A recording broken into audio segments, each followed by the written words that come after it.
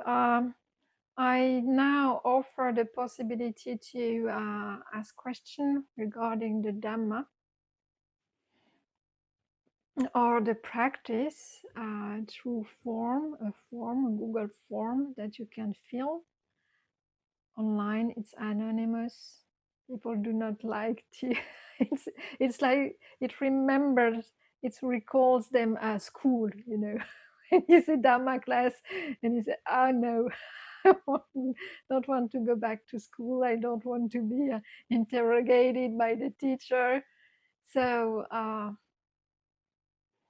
so people do not like to ask questions. They do not feel at ease, right? So I offer that to ask question anonymously, and sometimes it can be very personal too. So you do not want everybody to know how you are feeling. But at some point, really, you will see that the more understanding you develop about yourself, about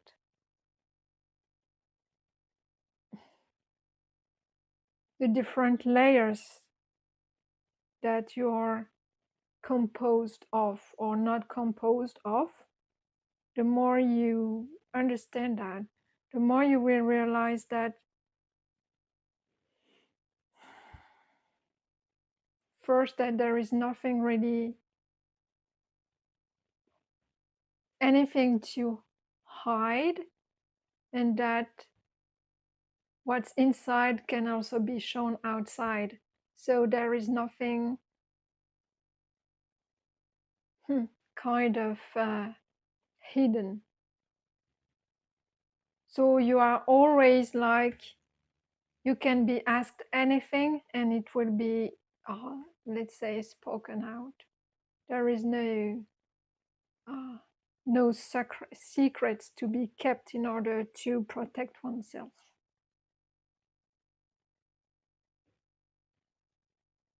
I would say, yes. So questions. So I have first question, and that was, hey, question mark. So I suppose it was someone who was just feeling, trying the form, how it works. So I would reply, hey. Nice to meet you. And the second question, I had two questions, was I read it. What does not self mean in Buddhism? Does it mean that I change every second, just as everything else is not permanently constant, like a river that is constantly changing, and so is everything else? So that person who asked that question, what does not self mean in Buddhism, and then relates mostly not self to another concept that is impermanence. So yes, the two are intertwined, and also intertwined with dukkha. We call them not self, impermanence, and dukkha, suffering, the three characteristics of existence. But you have to understand that those are, it's a kind of method, conceptual framework, and it will be provisional view of what reality actually is. But this is quite a useful concept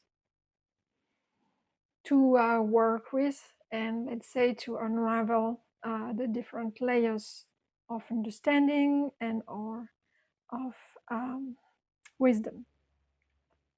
So what does not self mean in Buddhism? So I suppose this is someone who maybe is not from a Buddhist tradition, and it's very important, first of all, to say that Because in Hinduism, for example, there is the conception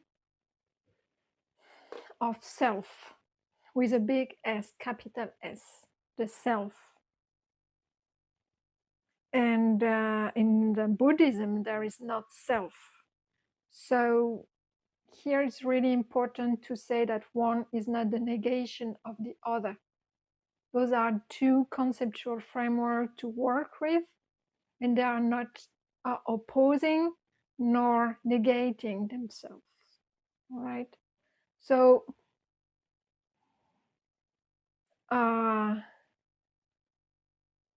they are not in opposition.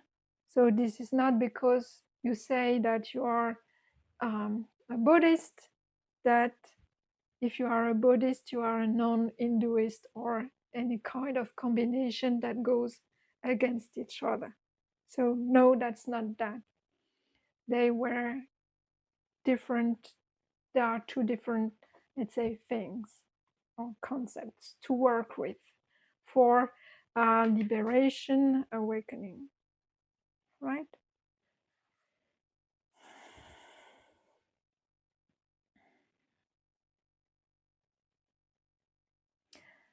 What does not self mean in Buddhism? So not self in Pali language, which was the language of the Buddha, is anatta, Anatta, if you want to check it by yourself.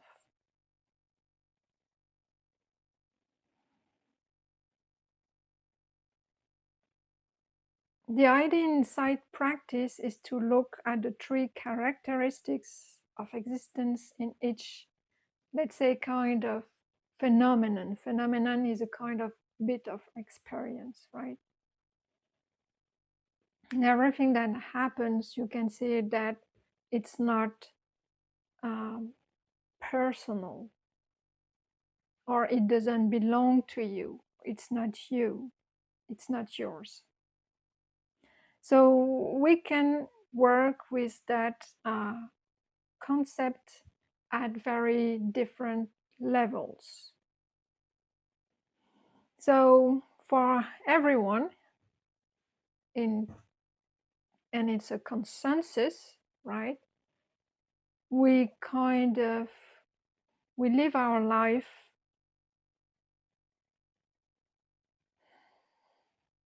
as an individual, and when you let's say think, speak, act in the world, you do it like it really feels like it's done from the center of that body. Like, of course, you and your body are kind of merged, all right? They are inseparable. It's you, there is no question about that. When people talk about you or talk to you, they actually talk to your body, right? And you feel that there is a kind of core inside of it, and this is you acting and speaking and elaborating according to what you like and what you don't like in life, let's say, right? And this is not questioned at all. So you can be characterized by different things, like you have a name, you have a specific job, so a function in society.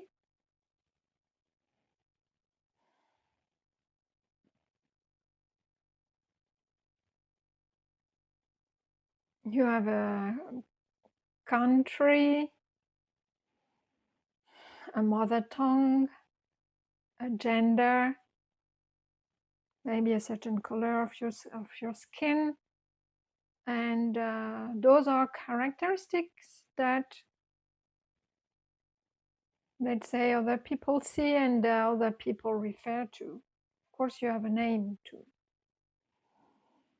and that's all right. But you can also understand that, of course, your body is changing over time, and then you started as a baby, and then you have grown up, teenage years, adulthood, and maybe um, being starting to being old, right?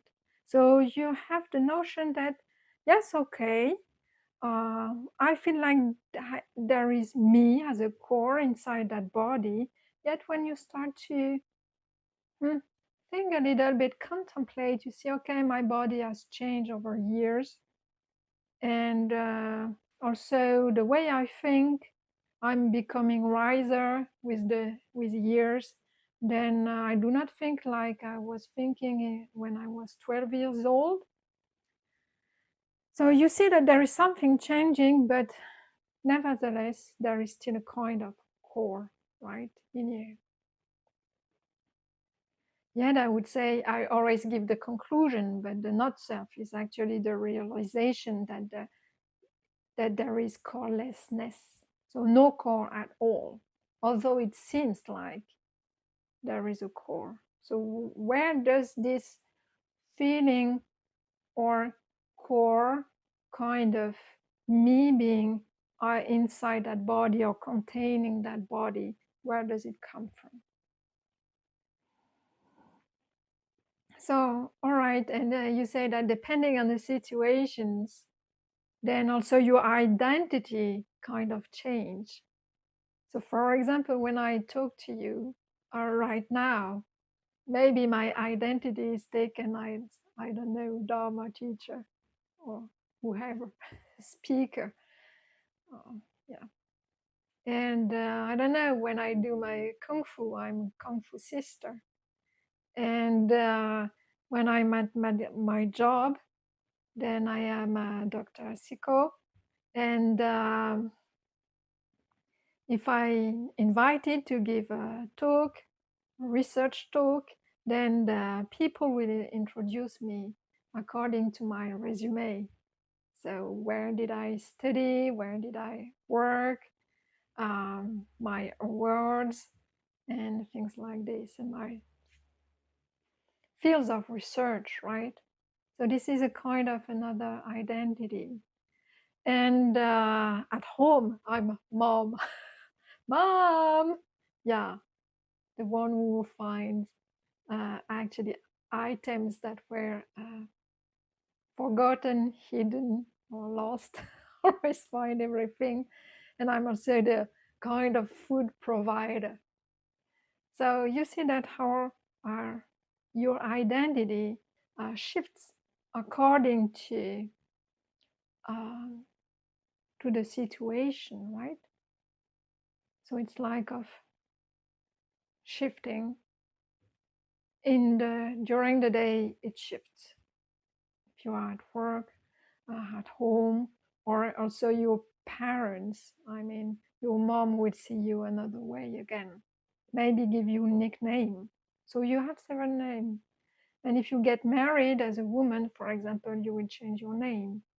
So even the name is not constant. So, right, let's say that globally, you see that things are not that fixed or solidified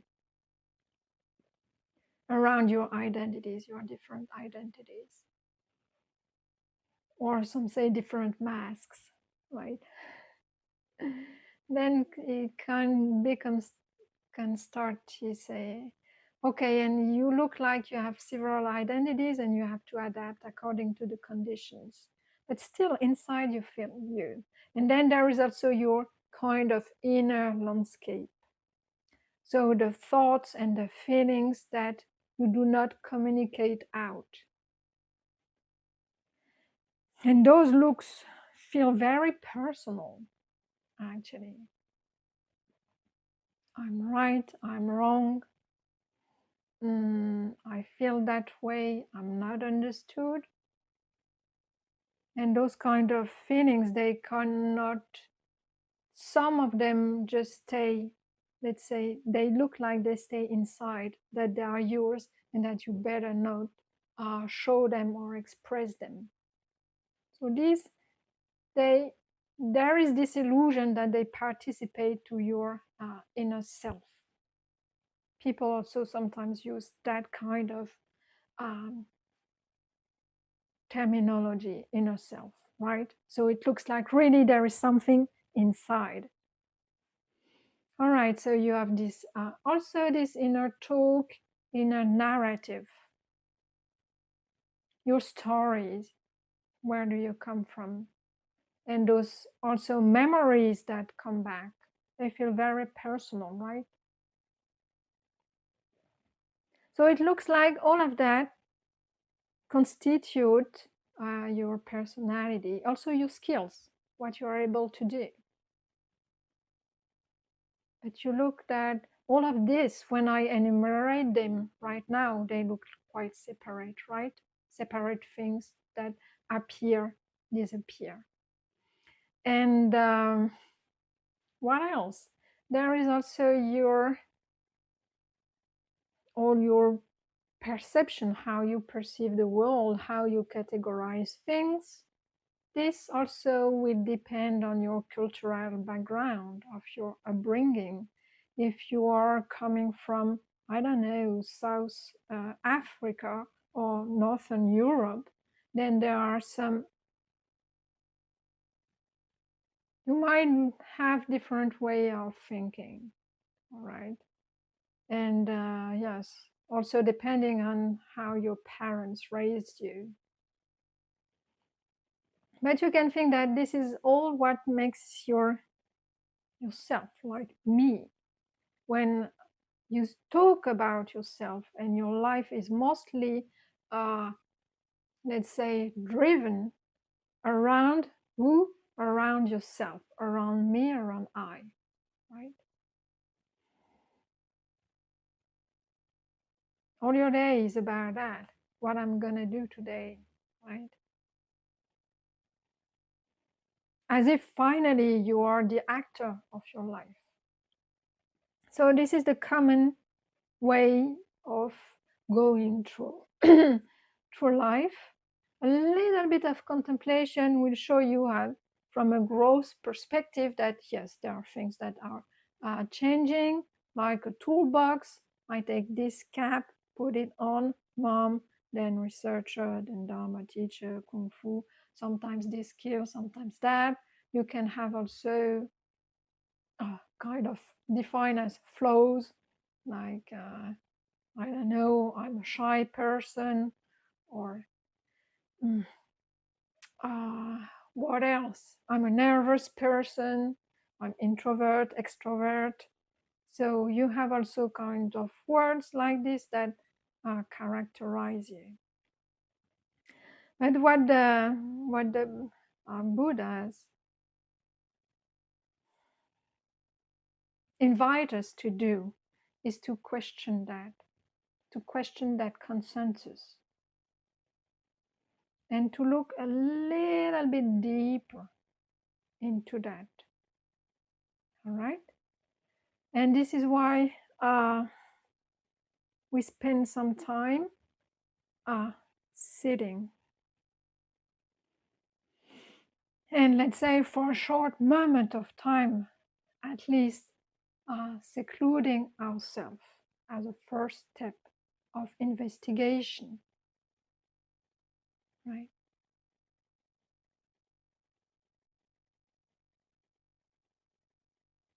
So he said that if you look very closely through insight practice, through meditation, you will realize that wherever you try to find yourself, this very core that looks to be you, and that looks very kind of solid, what we can call the actor of your life, when you start to try to find it, say, yeah, okay, where is it? So the very first thing you would start to do is to maybe look. You will say, okay, so yeah, I'm not really my name. If I have to change my name, that would be that I'm changing also myself, but I'm a solid me. So it cannot be my name. So then, and you can start to do that with all your qualities, flows, and abilities. Also, you can go through your resume and say, okay, that was the past, so it's no longer me.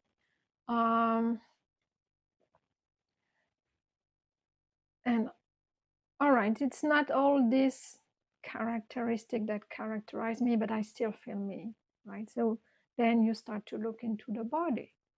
Okay, is the me can be found in the body? It looks very dumb questions or very naive, but then you start, okay, am I inside the body? And you start to say, okay, when if I'm inside the body, I'm my hairs, right? My hair, head hair. But sometimes your hair just, you know, they fall off.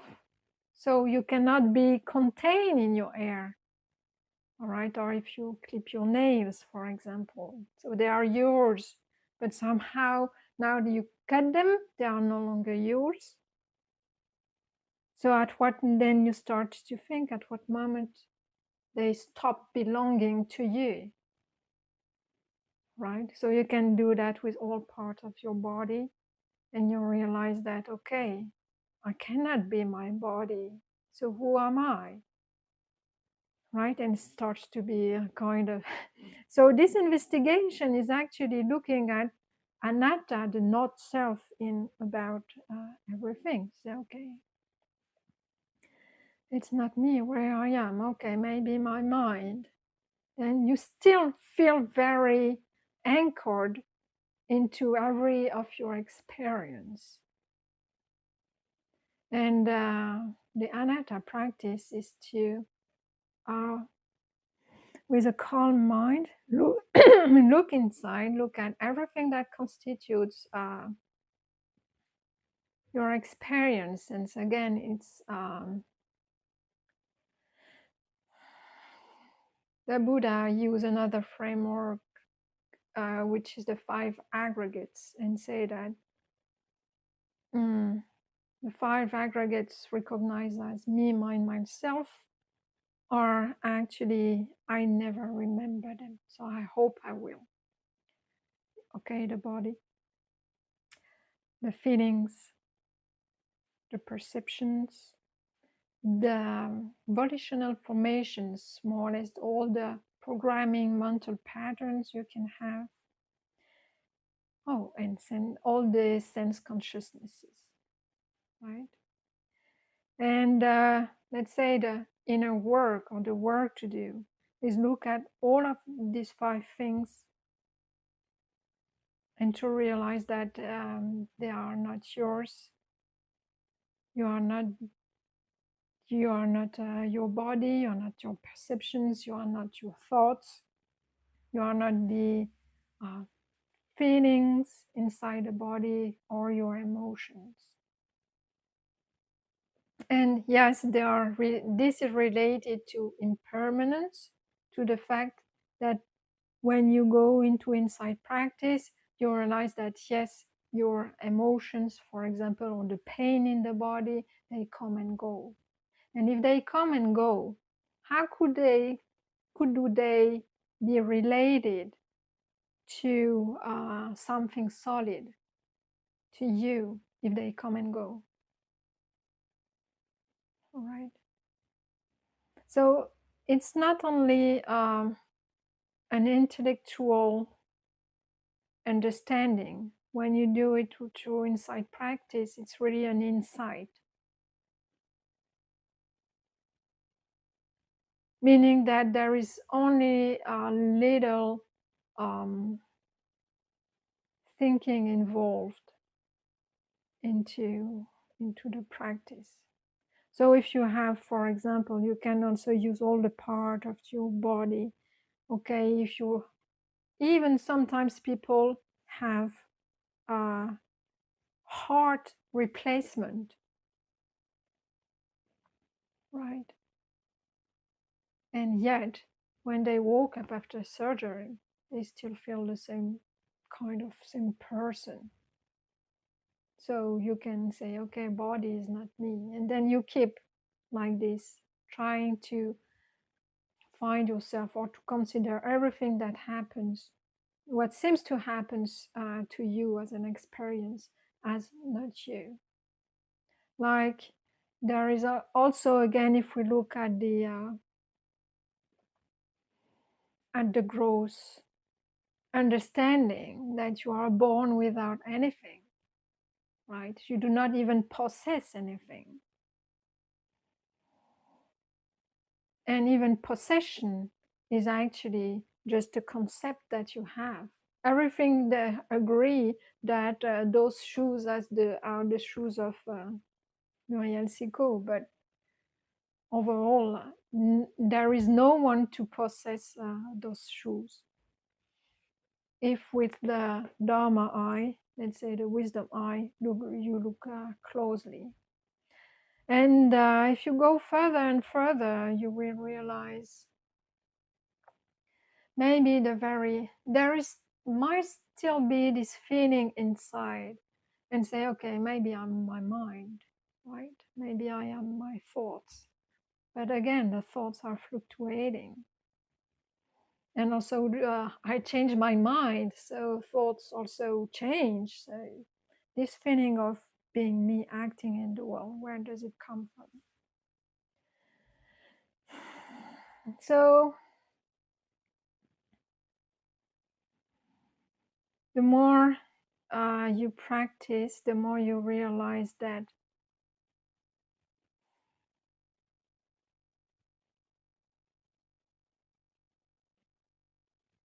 in that not self practice, going into even your perception and try to see where is this feeling of you, or where you are in those subtle perceptions and you cannot find yourself, or just declare that, yeah, that's not me, because they are fluctuating, for example.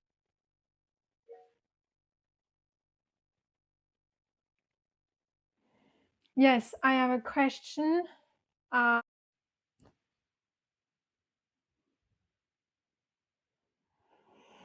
right, so I couldn't, is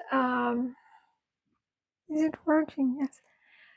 I couldn't actually finish the talk, and I think that it's quite important to know, to let's say, wrap it up. Okay, so, and it's the evening, that's why maybe the lighting is a bit different. So I spent quite some time to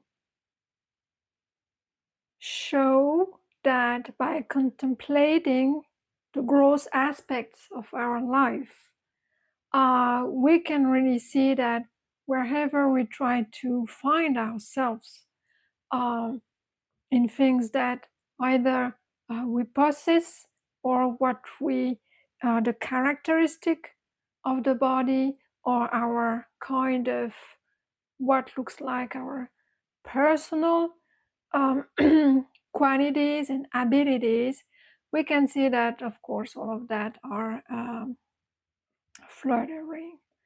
And I talk about the 5 aggregates that are the feelings, the form, or let's say we can call it the body, the mental formations, the programs, mental patterns, memories, the mental activity, but which contains some kind of also intention.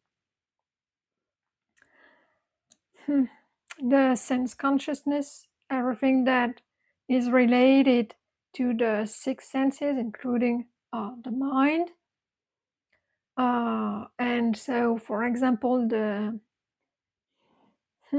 let's say the hearing consciousness will be linked with the sound and the ear. All right, what else? And perceptions. So the way to perceive colors, blue, red, white, and more generally, the way we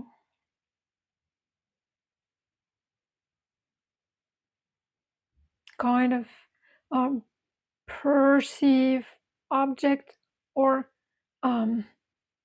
more subtle perception that can be also like how we see ourselves and separated from others. So this is kind of how, let's say, we conceive or imagine the world to be. And usually those 5 aggregates, we cling to them. What does it mean? That means that we make them, we strongly believe that they are personal, that they belong to us, that they are what make us what we are. All right, but once you sit in meditation and look at those different aspects, let's say, you start to realize that they come and go. So they are linked to impermanence, right? So this is where I arrived till now. Where do I want to go with that? 5 aggregates to clinging, yes. So you will realize that the personal aspect of them, when you go with your mind into your body looking at them, try to find the personal aspect of that. You won't, actually. You will see as a first step some arising and passing away of stuff, let's say, with the awareness. So there is kind of something which is actually aware of all of these things. And the not self teachings in the Theravadan tradition says that you have to look at these 5 aggregates as what is the, this is not mine, this I am not, this is not myself.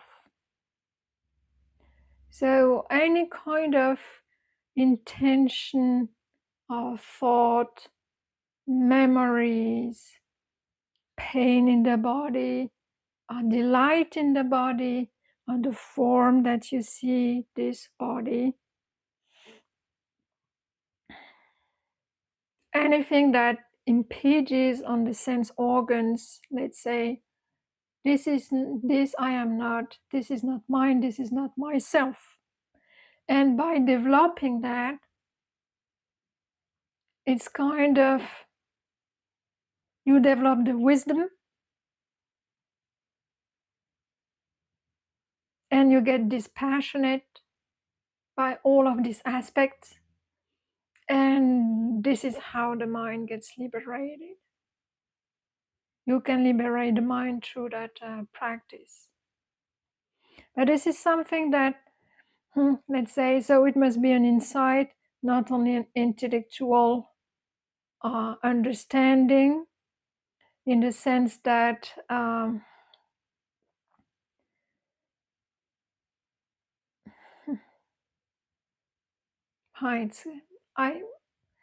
right. I have to left aside the difference between intellectual understanding and insight. Do the practice, and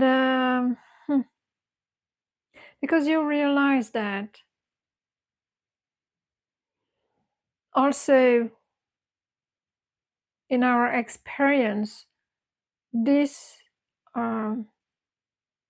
me sense, I sense, mind making, I making process, right? It kind of so is more or less stronger. So I was talking about the shifting of identity, or depending on the conditions, this me sense, I sense, self sense actually really depends on the situation you're in.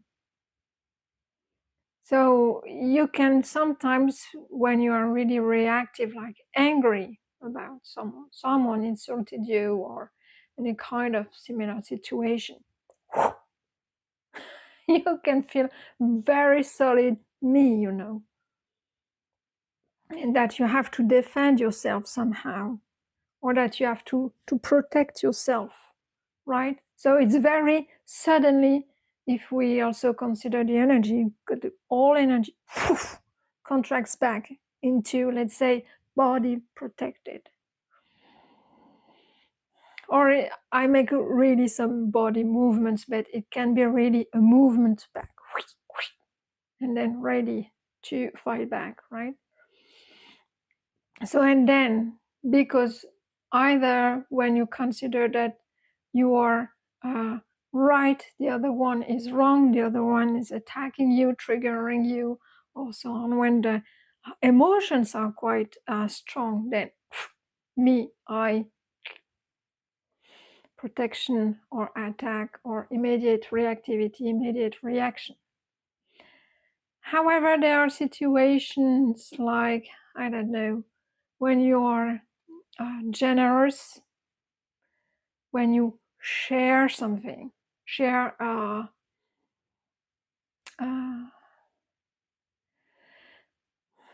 any kind of knowledge, any kind of, you know, when you teach someone to do something, when there is sharing, I don't know, sharing food, generosity, kindness, helping, and not thinking about oneself, but more thinking about lots of people, then this sense of self that we can also call at the other extremity selflessness is then, so the sense of self is very reduced. Then somehow you are a bit more than yourself. You feel like expanded, right?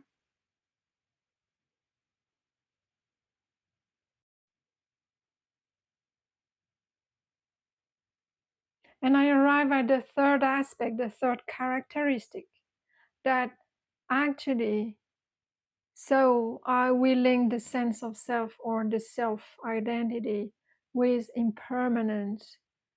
And now I can also link it into dukkha, insatisfactoriness, suffering, we call it also. It can be anxiety, stress, right? And you feel that how this sense of me, I, is actually related to a lot of stress. And you feel that when you are very protecting, either protecting or aggressing or wanting to reply something to, you know, reply back, to show that I'm right or to get that thing, then it feels very so contracted, and with that it doesn't feel good even inside the body from a chemical point of view. And energetically too, you start to tense. Actually, you have lots of body consequences like muscle tensions, right? And stiffness, even, I was saying before when I cut the video, but so lots of stiffness, right? However, when you are more in a selfless attitude, giving for free, giving because heart feels open, when the sense of self is very reduced, when you think about more people, then it feels light.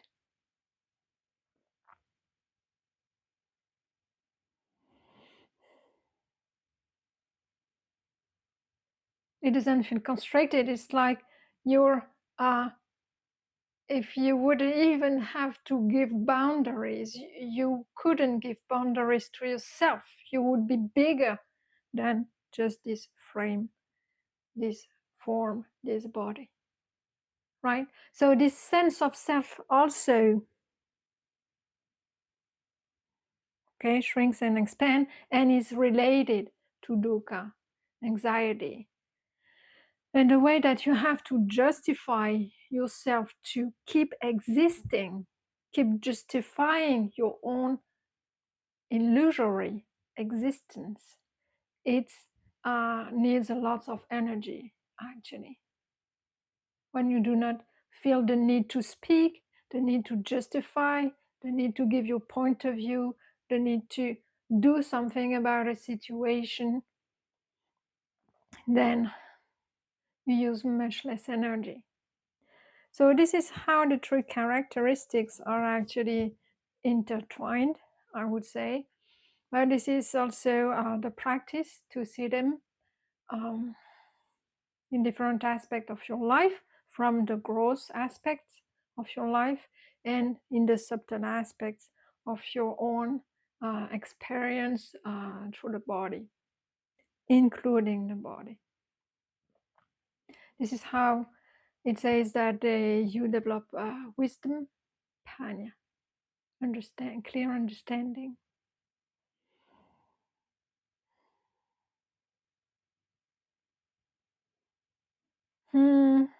What else can be said? So I would say that this is what not self means in Buddhism. In short, I wanted to add something. What it is?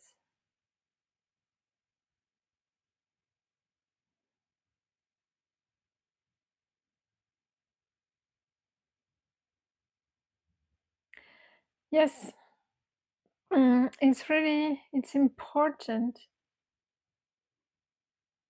to not. So first, this practice, of course, you will have a quite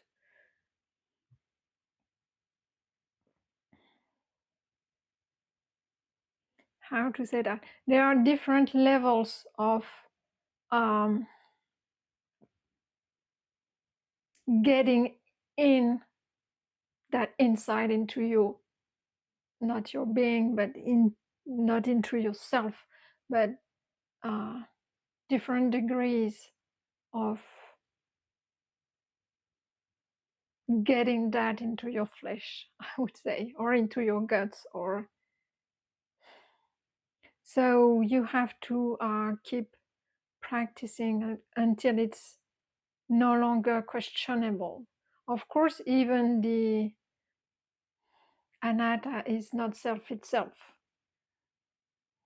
So even this understanding has not to be considered as me, mine, or myself. Any kind of insight do not have to be considered as me, mine, or myself.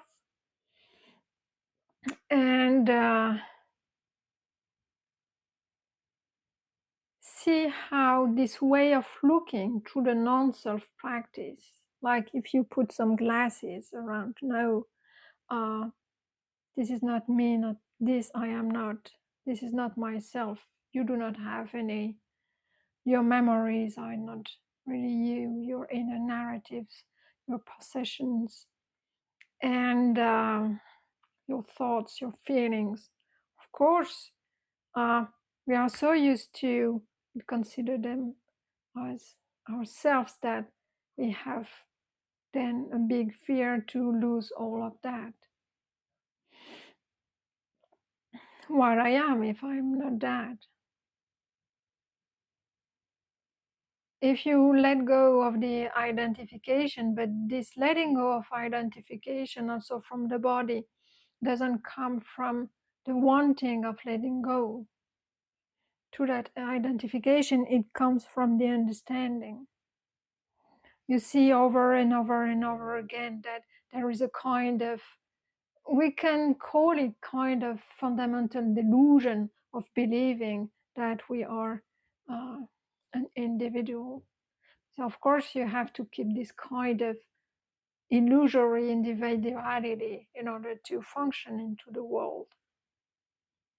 But that doesn't mean that you haven't, it's just then you use a common language with everyone, like using your name to introduce yourself to someone else. And I would say that I understand why it's not popular at all, because everything around us is all about customization so that it fits to you and so on. But if you, yeah, again, if you look a little bit, like if you would really be that mind, those emotions, that body, and so on, then if you want something from the body would be is supposed to give it to you. I am that body. Why when I try to do some different difficult move or coordinations, I cannot do that. So you see, or if it would be really you, then just wanting to have, you would be able to have those emotions, right? Only the good emotions. I am this I am this body, and I decide to have only good emotions, only the emotions I like. It doesn't work that way. So where are you? You are not in charge of all of that, right? It looks you are. It looks you are. But when a sickness decides to develop into your body, you cannot say, well, sickness, please go away. No, I don't want, no, don't want you, please go. It doesn't work like that at all. So if the body would be you, then you would have a kind of a say or an influence on it, right? I'm just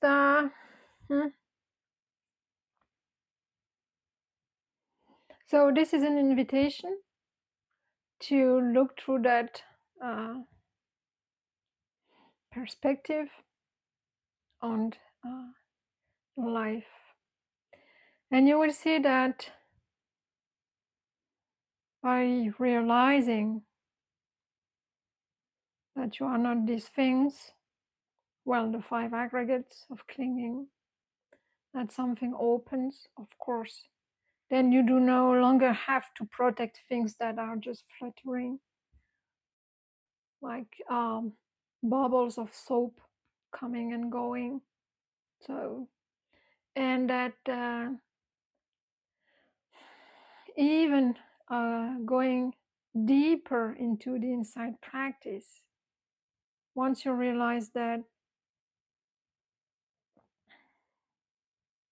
it's mostly this kind of, as I said at the beginning, of core that you are, is actually, I would say, even contained into the thoughts patterns. And once you've realized that, how this sense of me, I, is, can be found into what we can call thoughts, only that, then you start to say, okay, when you want to be gratified through getting something that seems to be agreeable, you say, and then the understanding of that, you are just embedded falsely, illusory in a thought, then you just don't do it. How absurd it is to want to gratify a kind of thought, or how also the agreeable disagreeable is only almost nothing, and that there is no recipient of this agreeable disagreeable feeling or tone, let's say. So, and therefore you just abandon lots of things. You just stop doing lots of things that actually are energy costly and time costly, or yeah, that might be also detrimental for the health and the body health or the mind. So through that understanding, there are kind of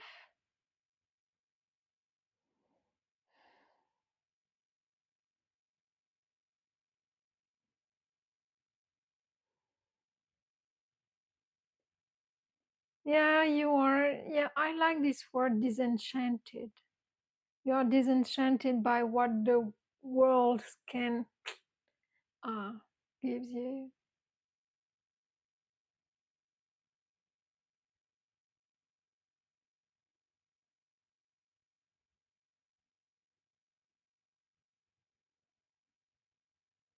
And also this understanding kind of start to calm the activations of the mind regarding sense objects.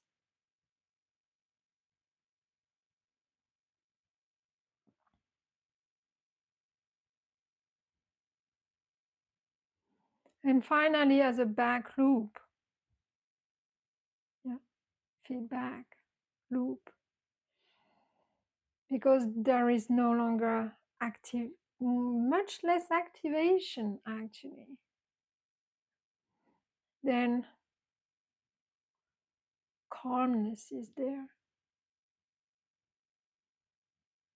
Mind activity is reduced.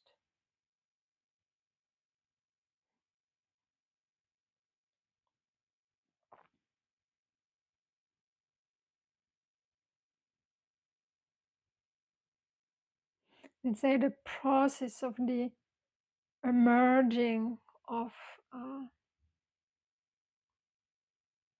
wanting, the recalling, or the planning to get something, to get rid of something.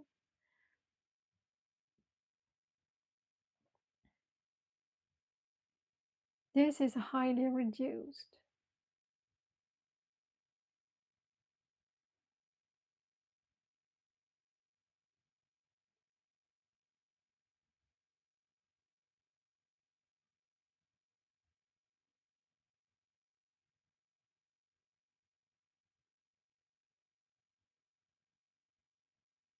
So, of course, through this practice of anatta, you will have to overcome this fear of disappearing somehow. So, but this is a progressive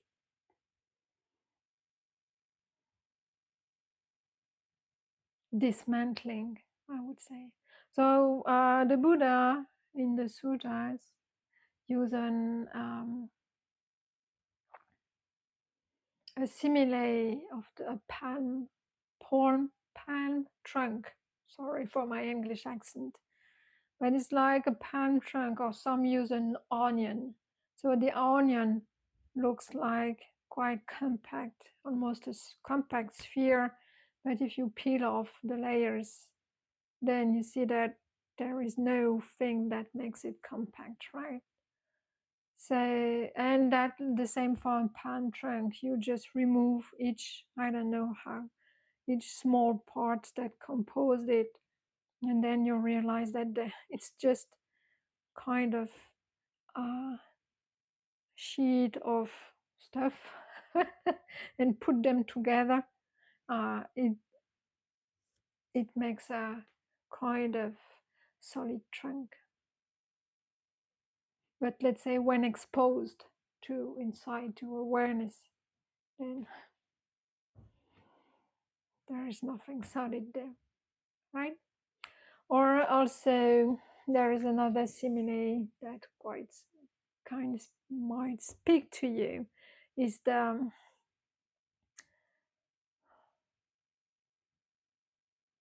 lump of foam. So if you look like a lump of foam, or you take a soap, just make lots of bubbles, and then you can start to form foam. And if you look at it, it's just small bubbles put together, and they can also pop up. So with inside they kind of pop up, and then you realize that really there is not much left, no volume, let's say, right?